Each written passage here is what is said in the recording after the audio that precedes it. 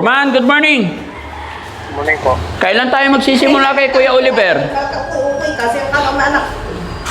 Baka pwede na nang iwan na natin yung mga ibang pinto doon, boss. Next week. Ano, sorry? No, next week, boss. Pwede na siguro. Oh, this coming Monday, simula na tayo doon. Pwede, boss. Oo, kasi kailangan na bago magtagulan. Wala na yung kawayan, maliit na.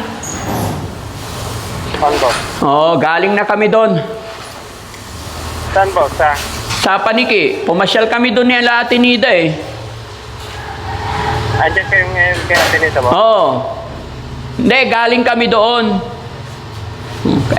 Aburido na si Nanay Ansing. Akala niya hindi ko na itutuloy yung bahay niya. Kaya parang awa mo na daw. Simulan na natin.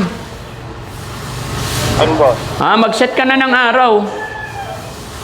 Sige, boss, ipaparas ko na yung para may tapo na sila doon. Oh, tapos ang ilalagay mo doon yung mga skill ha. Marunong para mabilis On, boss. Oh, sige, sige. Eto, tapos naman na yung tiles dito eh. Kay Atenida. Oo, may iwan na yung ibang pinto dyan, boss. Oo. Isa lang naman ang pintor mo dito eh. Ay, dalawa pala. Si Balong. Dalawa yan, boss. Ha? Dalawa yan. Oh, kaya nga, si Balong. On. Oo, sige, sige. Okay, sila na lang yung maiwan dito. On, boss. Okay, sige. Sige, salamat. Pero alam ko, i-off natin yung boss. Hindi naman ako magpili mag-stay doon po. Saan? So, kay Oliver? Bakit eh? bigyan ko sa boss, bawal. Ha?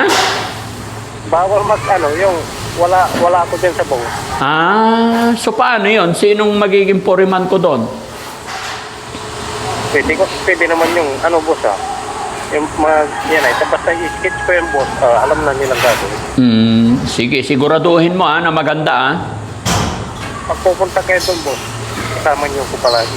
Ay, ganon? O, sige, sige. Okay, good. Okay. Malaki-laki ang budget nun.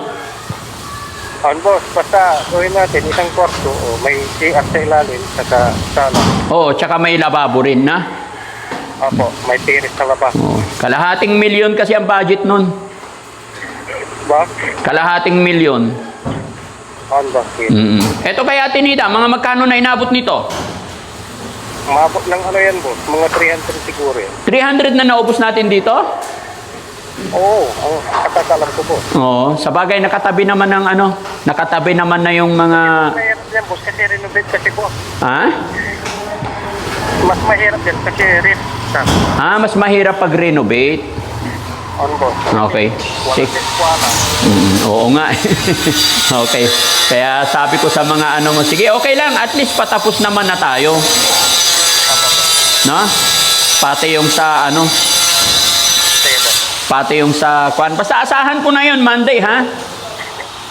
Oo, boss, sabihin ko na yung kasama natin. So ano ba pitcha nung Monday, guys? Sige, di bali, basta mag-uusap tayo ulit. Kasi naka-roll ako.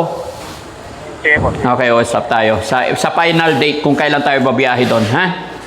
Okay. Sige, salamat, Foreman. So yun, mga kababayan, mga kabarangay, narinig nyo po yung usapan. Sa mga nagtatanong po kung magkano na yung nauubos namin. Kasi dito, mga kababayan, sa pagpapagawa ni Daddy Frankie, halos iisa po ang puhaan namin ng materyales. Lingguhan ako nagbabayad ng materyales, pupunta doon sa akin, and then iniipon ni Kuya Jesse yung resibo. Iniipon din ang sweldo ng tao. So narinig nyo po, sinabi ni Foreman, yung gastos namin sa bahay na to, pumapalo na po ng 300,000. Hindi pa naman tapos. No? Pero masaya ako kasi kahit ganun ay maganda. At saka masasabi ko na panghabang buhay na po ito na hindi na mamumroblema si Atenida. Malinis, maaliwalas, maganda yung bubong natin, matibay. Kasi yung bubong natin, mga kababayan, yan yung apo na tinatawag pinakamatibay na long span. Diba? Pati trusses. Kaya medyo magastos talaga. Kasi Daddy Frankie, pag gumawa ng bahay, ayoko po nung mga substandard. Basta standard lagi po yung pinapagawa ko kay Foreman. Kaya sabi niya, Kasi doon ko malalaman talaga lahat eh pag natapos na eh. Narinig mo, Kuya Atinida? Yan. Nasa 300 na po yung nagagastos. So sa mga nagbigay po na pambili ng appliances, salamat po kay Ma'am Sherry Kurt. And then sa team ni Inday Okray, nagbigay ng 6,000 pandagdag daw sa Kisame, salamat. Sa nagbigay naman ng tiles, si Israel Shilabsuwa at si Ginelita Kilding, may binigay din sila pandagdag naman sa tiles. Kaya maraming salamat po, no? Ayan. Okay? So, Tay, asan si Tatay? Ikot-ikot ka na naman dyan, Tay. Anong ginagawa mo, Tay?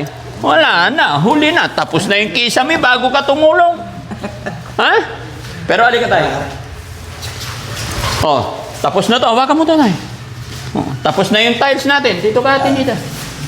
Yan, okay. Tabi kayo natin nila. Tapos na, matatapos ngayon. Ha? Tatapos na ngayon. Alin? Yung bahay. Oh, bukas, may iwan dito, pintor na lang. Pintor. Oh. So, Ako nang mag-grout yun. oh, ikaw na mag-grout. Oh. Saka para malinis, no? Para malinis. At saka iba pag ikaw nag-grout. Kasi sa'yo yan eh. No? Opo. Pati ito hindi na pwedeng anuhin to. Wrap na wrap. Hindi tama ng ganito. Wala namang problema sa akin. Hindi, pangit. Gusto ko malinis. Ito tayo. Gusto ko malinis, ha? Puno ng ano. Hindi pa yan na grout. Oo. Gusto ko malinis, ha? Ganun yun. Oo. Gusto ko malinis. Mas lalagyan natin ng sopa dito, upuan.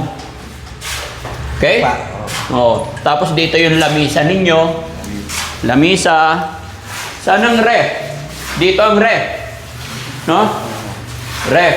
Okay? So, paalam tayo. Atinida, ha? Alis muna kami. Tay. Po. So, linis na lang dito, ha? Pero ito, Tay, ha? Gusto ko malinis yan, ha? Ito, tanggalin to. Okay? So, yun, mga kababayan, mga kabarangay, unti-unti na nagiging maayos, unti-unti na naging maliwanag itong bahay ni Ate Nida. No? Kakunting walis na lang sa paligid, okay na yan. No? Pero pag nagpa-blessing tayo, Tay, pare. Pwede? Oo, kailangan pare, ipabindisyon na natin para magkaroon na ng kapayapaan. Ano masasabi ni Ate Nida? Pasalamat tayo. Salamat po sa inyo na matatapos na po itong bahay kundi dahil sa inyo po. Tapos sa Team Daddy Party po. Yun lang po siya agong po. Magandang umaga po. Yun. Bye-bye po and God bless. Bye-bye po.